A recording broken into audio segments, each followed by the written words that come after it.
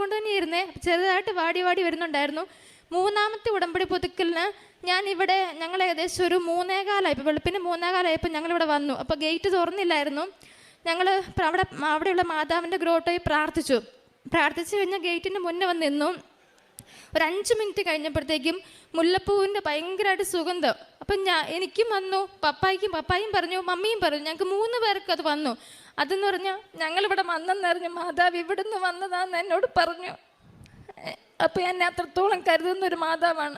അപ്പോൾ മാതാവ് അവിടെ വന്നു. ആ സുഗന്ധാഭിഷേകം എന്ന് പറഞ്ഞാൽ അതാരും വിശ്വസിക്കാത്തല്ല, ചിലർക്ക് ഒരു 5 മിനിറ്റ് ആയിരിക്കും. പക്ഷേ എനിക്കൊരു 3/4 മണിക്കൂർ ആ സുഗന്ധാഭിഷേകം ആ ഗേറ്റിലിരിക്കുന്ന സെക്യൂരിറ്റി സാറ് ഞങ്ങളെ ഇവിടെ കയറ്റിയിരുന്ന് ഞങ്ങൾ ആ ഒരു കൊന്ത ചൊല്ലി പ്രാർത്ഥിക്കുന്നോടം വരെ 3/4 മണിക്കൂർ എൻ്റെ കൂടെ ആ സുഗന്ധാഭിഷേകം മാതാവിൻ്റെ ഉണ്ടായിരുന്നു. അപ്പം ഞാൻ മാതാവോട് പറഞ്ഞു, മാതാവ് ഞാൻ വിശ്വസിച്ചു, നീ കൂടെ ഉണ്ടെന്ന് ഞാൻ വിശ്വസിച്ചെന്ന് പറഞ്ഞു. അപ്പോൾ ആ സെക്കൻഡിൽ ആ സുഗന്ധാഭിഷേകം നിന്നു. അപ്പോൾ